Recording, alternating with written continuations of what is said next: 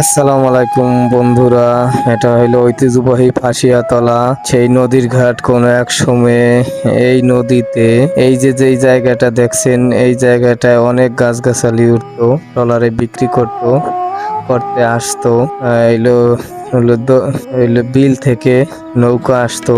আর এই যে যে ট্রলার গুলা রাখা দেখছেন, এই জায়গায় দিয়া হাজার হাজার ট্রলার থাকতো। এই নদীর ভিতরে বসেই পাট কেনা বেচা হইতো।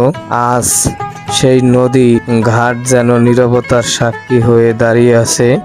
এটাই সেই ফাঁসিয়াতলা নদীর ঘাট। এই ঘাটে ইরি ধানের সময় ইরি ধান এবং পাটের সময় পাট। এই নদী থেকে ওই ব্রিজের ওই দিক থেকে এই ট্রলার বাঁধা থাকতো, আর নদীতে বসেই বিক্রয় করতো এবং দূর দূরান্ত থেকে নৌকো নিয়ে আসতো পাটের হাড়ে। সেই পাট বেচা কিনা করতো এই নদীতে বসেই।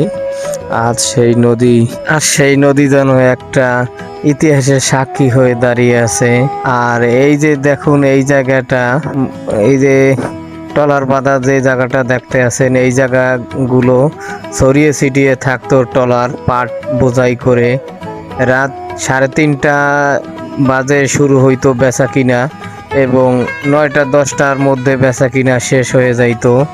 আজকে যেন এই জায়গাটা শুধু হাহাকার করছে। সেই আগের মতো ট্রলার নেই, আর সেই পাড়ের ট্রলার নেই, আর সেই ধানের ট্রলারও নেই। আজ যেন একটি হাহাকার নদীর ঘাট পড়ে আছে শুধু। সেই জায়গাটা দেখেই মনে হচ্ছে যে এই জায়গাটায় কতদিন ধরে যেন বিক্রি হচ্ছে না। আর এই যে যেই জায়গাটা দেখতে পাচ্ছেন, এই জায়গাটা বোঝাই হয়ে থাকতো ইরি ধানে। আর এই যে দুপাশে যে ঘরগুলি দেখতে পাচ্ছেন, এই ঘরগুলি হচ্ছে ধানের গোডাউন এবং পাড়ের গোডাউন। এই জায়গায় ঐতিহ্যবাহী আশেপাশের যত এলাকা আছে, সব এলাকার ধান এবং পাট এই হাটে বিক্রি করা হইতো।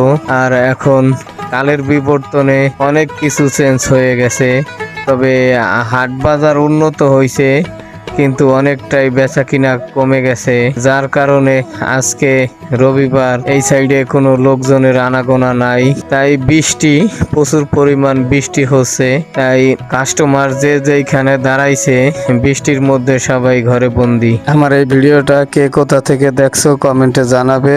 আর যারা নতুন বন্ধু আছো তারা আমার পেজটি ফলো করে পাশে থাকবে। দেশ ও বিদেশের বন্ধুরা যারা আছো, আমার এই ভিডিওটা শেয়ার করে দিয়ে ফলো করে পাশে থাকবে, আর সুন্দর করে একটি গঠনমূলক কমেন্ট করবে। ভিডিওটা কেমন হয়েছে